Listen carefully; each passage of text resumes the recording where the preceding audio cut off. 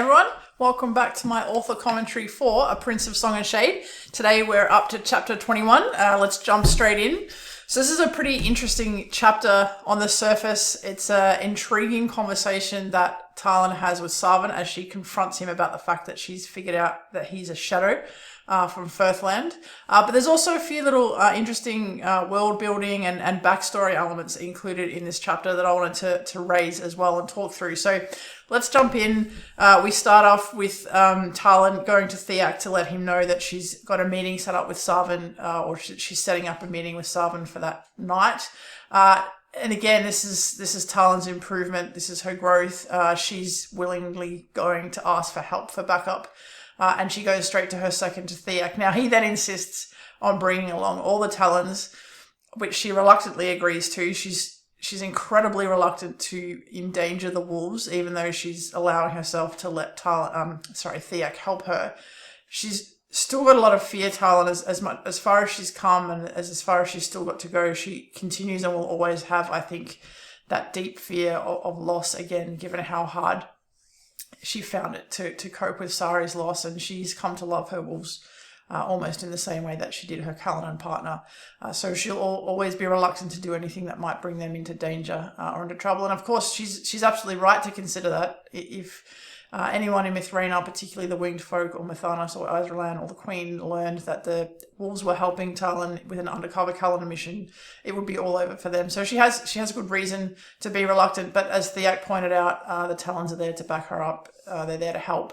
And Talyn's interest are their interest in many ways. She's there to investigate the potential that Mithraena is under threat, and they are Mithraenans, and they are Mithraenan army, even though they're looked down on by the winged folk as humans or as wolves or as Cuin's useless guard. They are soldiers of that country, and so it's also their responsibility, not just their interest in helping Talyn.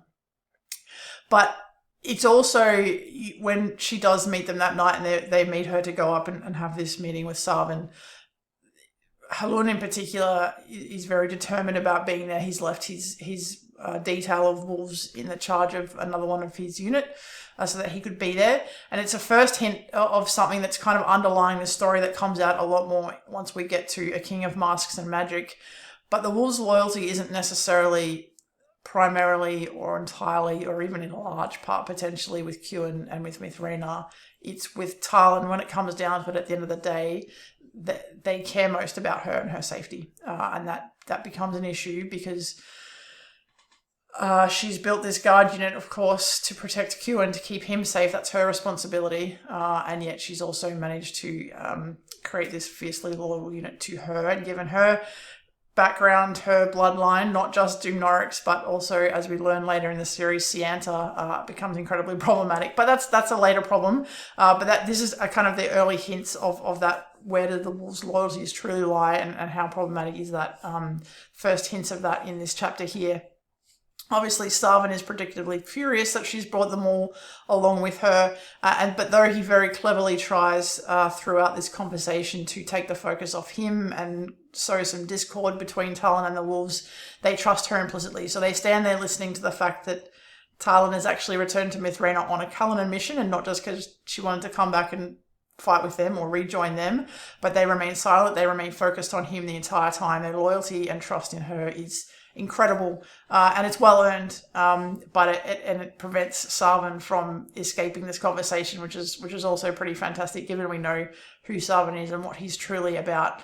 And then there's at one point in there, I think Talyn makes reference to having a source. This is after the conversation with Sarvan, that she makes references to having a source of information, and Zamaril gives her a very knowing look, and he's quickly figuring out the Shadowhawk, his relationship to her, and who the Shadowhawk might be. And it's just another little tiny hint of that, how much Zamaril actually notices about what's going on and how clever he is in terms of putting those pieces together. Again, he and Talyn have a lot of similarities, and that's one of them, and that's one of the reasons they end up as Callanan partners by the end of this series. But otherwise, Sarvan, throughout that conversation, is an incredibly good liar. Even me reading that scene over again, I was like, of course the Shadows didn't have anything to do with the murder of Iceflight and also Goldfeather. He's telling the truth. I mean, it makes complete sense. When, of course, it absolutely was him, and he was behind it, and he had very good reason for doing it. But yeah, again, an incredibly good liar, which is just part of being a shadow. And this is where this conversation kind of touches on some backstory and some world building around what the shadows and the Armoon are in Firthland. Each country in this world has their own type of warrior, their own type of warrior magic. In Calumnia and Conmore, of course, you've got your Aimsir, your Skyriders, and your Callinan. Aimsir and Skyriders both have a non-human ability to, I guess, an agility, a grace, and also a fearlessness that allows them to ride those horses or those eagles in conditions that humans would normally be terrified of, and not kind of blink an eye, and maintain balance and maintain riding those animals without falling. And then the Callinan, who have the ability to summon a Callinan shield to protect themselves, and some very, very small number of Callinan also have the ability to sense that magic in someone else. We've had pretty good coverage so far of what the magic is like in Mithraina. It's restricted to the winged folk, or so everyone thinks, until some of the humans start popping up with Callinan magic, song magic, healing magic, and warrior magic, and of course the long dormant glamour magic, which is what Kewin possesses and Kewin's father also possesses. But Firthland we haven't had as much of an insight into. That does come up a lot more in the prequel series, which is written, the prequel series to A Tale of Stars and Shadow. The Armoon feature quite heavily in that story. I won't say too much about that in terms of not wanting to spoil that too much. But they have quite an interesting ability. They're almost the opposite of Callinan in that they can counteract or countermand the Callinan magical abilities.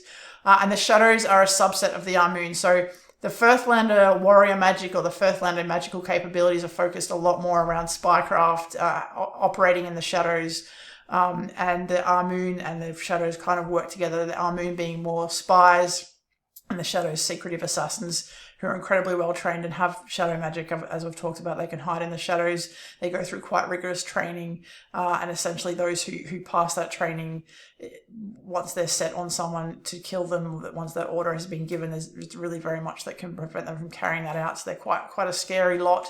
But yeah, some more world building in that chapter for you as well. If you have any questions on any of that, I'm always happy to talk about it, though I won't spoil anything that happens in the prequel series because that will be written and published at some point. And yeah, like I said, you'll really get to see the Armoon come to the fore in that story. They're quite an interesting bunch, and hopefully the character of Saundon in this series kind of gives you a bit of a flavour of that. But yeah, a really good chapter overall. Talyn confronting Sarvan with his, I guess, the fact he's admitting that he has been a shadow this entire time, and her questions about why he's actually there. And that really only peels off one layer of the Sarvan onion and doesn't get anywhere near to what he truly is. Even so, an interesting conversation and an interesting testament to how loyal the wolves are to Talyn at this point. So yeah, I will be back soon with chapter 22. If you have any questions or comments on this chapter, please drop them in the comments below. I'd be more than happy to answer, as always. Otherwise, I really look forward to seeing you back for chapter 22, and I hope you have a great day. Bye.